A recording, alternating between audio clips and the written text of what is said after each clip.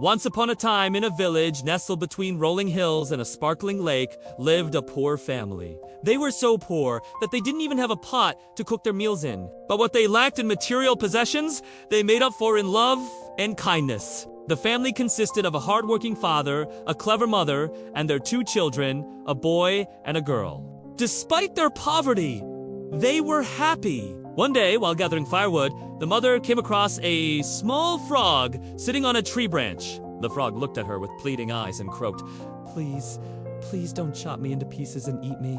The mother was taken aback by the talking frog. She had never seen or heard anything like it before.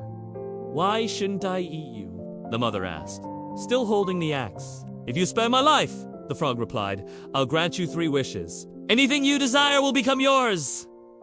The mother thought for a moment. She could ask for a big house, lots of gold, or maybe even a magic carpet. But seeing the axe in her hand and remembering her family's hunger, she had a better idea. "I wish for this axe to never become dull, its handle to never become loose, and its blade to become sharper than any other axe in the kingdom." With a wave of the frog's magic, the wishes were granted. The mother felt the axe in her hands. It was perfect! She hugged the frog, thanking it for its generosity. Then she remembered the 2 pieces of bread that she had brought home from their meager earnings that day. She took them out of her bag and said, "I'd like to wish these pieces of bread to become delicious meat pies, enough to fill our bellies and make us full." The frog waved its magic, and poof, the 2 pieces of bread became meat pies, hot and fresh, filling the air with their delicious aroma. The mother and the frog were so happy that they had helped the family that the frog wanted to be chopped into pieces and eaten. But the mother refused. Instead, she carried the frog to her house, tucked it under her shirt to keep it warm, and went to wake up her husband and children. "Wake up, you 2, she said excitedly. "We won't be poor anymore."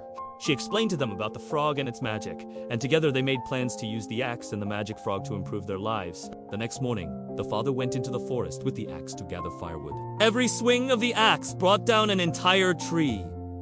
He didn't need to chop at all. The axe did the work for him, effortlessly cutting through the wood as if it were butter. Within minutes, he had gathered enough wood to not only warm their home for the winter, but also to sell some of it in the market. The mother took the wood to the market and traded it for fresh vegetables, fruits, and other goods that they needed. The children were so happy that they no longer had to wear old, torn clothes. They played happily, skipping and singing as they went about their day. News of the family's good fortune spread quickly through the village. Some people were envious and thought of taking the frog away from the family to use its magic for themselves. But whenever anyone tried to get close to the house, a swarm of angry bees would chase them away. No one knew where the bees came from, but they fiercely protected the family and their home. As the years passed, the children grew up into fine young adults. The family was still poor, but they were happy and had everything they needed. They never forgot the valuable lesson they had learned from the frog. One day, the frog, who had been living happily under the mother's shirt, suddenly disappeared. The family searched everywhere for it, but it was nowhere to be found. They looked under rocks, behind logs, and even in the river. But the frog was gone. Just when they were about to give up, the young girl saw something strange near the fireplace. It was a small, beautifully carved box.